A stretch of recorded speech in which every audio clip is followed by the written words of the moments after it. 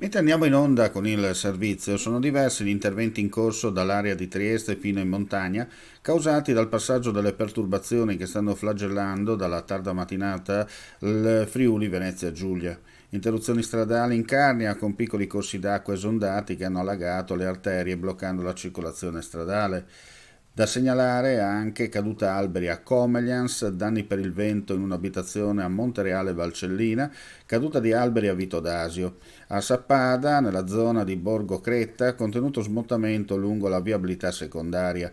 Un allagamento già risolto per fortuna a Forni di Sotto. È stata riaperta nel frattempo la strada regionale 355, chiusa all'altezza di Piani di Luzza per uno smottamento e per l'invasione dell'acqua sulla sede stradale. Dalle 8 alle 12 gli operatori del servizio del numero unico d'emergenza 112 hanno ricevuto diverse chiamate per soccorso tecnico dirottate alle sale operative di secondo livello dei Vigili del Fuoco e dei comandi provinciali.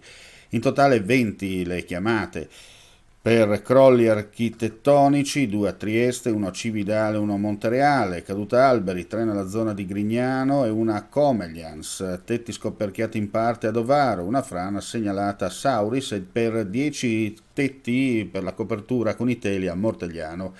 I vigili del fuoco intanto del comando di Trieste sono impegnati con 6 squadre per rispondere alle chiamate di soccorso dovute alla forte perturbazione che ha colpito l'area. Le richieste sono quelle tipiche da maltempo: allagamenti, alberi caduti e pericolanti, manufatti pericolanti, ascensori bloccati e qualche cortocircuito alla distribuzione dell'energia elettrica.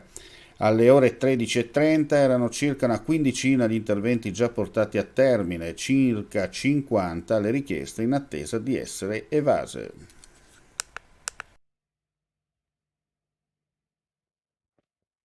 Ci portano più speranza, più fiducia, uno sguardo che finalmente si alza verso il futuro. Per ricominciare con la tua attività, con la tua professione, per allargare i tuoi orizzonti, ricomincia con noi. Contatta il nostro ufficio pubblicità.